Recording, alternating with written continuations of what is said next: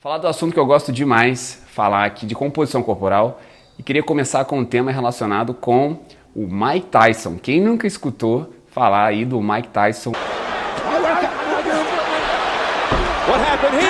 Um lutador que todo mundo admira e que recentemente passou aí por alguns problemas, acabou ganhando muito peso, uma vida bem desregrada. A gente até já viu aí o Mike Tyson, inclusive em filmes, uma figura icônica. E eu tenho que falar aqui com vocês um pouquinho de como ele conseguiu mudar a vida dele e qual era a composição corporal do Mike Tyson. Então, é importante a gente salientar aqui o seguinte: o Mike Tyson tinha um padrão corporal endomorfo, tudo bem? O que é isso? É uma pessoa que tem uma composição corporal onde há maior predomínio de gordura corporal e uma massa muscular também muito privilegiada. E como é que a gente avalia isso, pessoal? A gente avalia isso através do somatotipo. Como eu falei, ele é uma pessoa endomorfa. Então, para tratar essa pessoa e fazer com que ela tenha uma mudança na composição corporal, a gente tem que traçar algumas estratégias. E aí eu vou falar aqui com vocês de algumas estratégias que eu acho que são excelentes no caso do Mike Tyson e, obviamente, falar aqui um pouquinho do caso dele de transformação da composição corporal.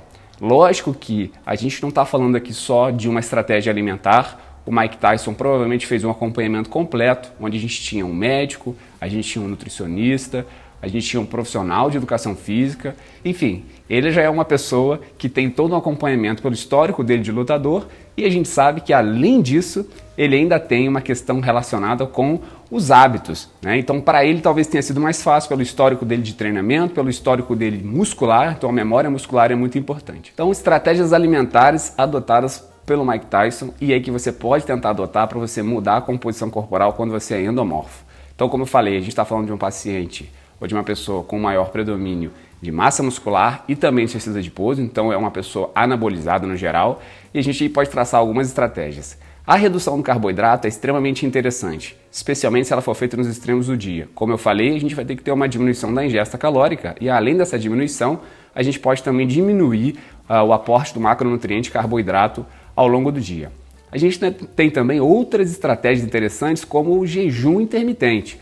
O jejum, nesse caso, ele pode funcionar em dias alternantes e nos dias onde você não está no jejum, você ainda pode traçar uma outra estratégia, como, por exemplo, o próprio low carb. Então, muitas vezes é fácil a gente misturar as estratégias alimentares para a gente chegar no resultado nesse tipo de paciente. Com relação ao exercício físico, como ele tem uma massa muscular muito grande, é claro que a gente precisa manter essa massa muscular com um treinamento de força e de resistência, como a musculação. Mas esse vai ser apenas uma possibilidade para a gente manter a massa muscular, mas o foco vai ter que ser no treinamento aeróbico. Por quê? A gente sabe que o treinamento aeróbico faz um estímulo de AMPK cíclico celular, onde a gente faz um gasto energético muito grande, e ao contrário do que se pensa, a queima calórica ela acontece após o exercício físico, que a gente chama de consumo de oxigênio pós-exercício. Então, quando você faz um set de exercício e aparece ali as calorias na esteira ou na bike, você vai gastar, na verdade, muito mais do que isso nas próximas 4, 8 até 12 horas, como mostram os estudos. Então, esse treinamento, para quem está numa estratégia de redução, como foi a do Mike Tyson, tem que ser intensa, com um gasto calórico alto de 1.500 a 2.000 calorias a mais de treinamento físico.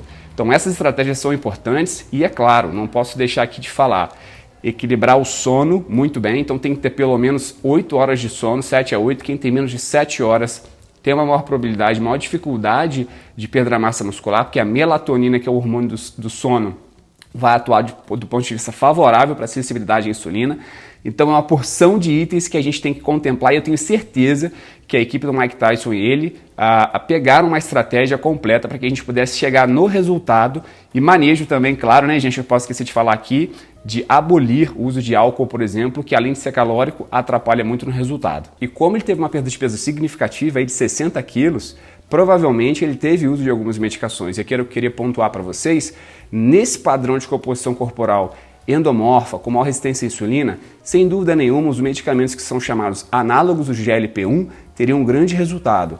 O análogo do GLP-1 nada mais é do que um medicamento que simula uma proteína que nós produzimos após a ingesta alimentar, né? Então nós produzimos o GLP-1 no nosso intestino e ele tem algumas ações. Uma delas é diminuir, de fato, o nosso desejo por comer doce. Então há uma diminuição do apetite que a gente chama de apetite hedônico, tudo bem? Então é uma relação importante desse medicamento.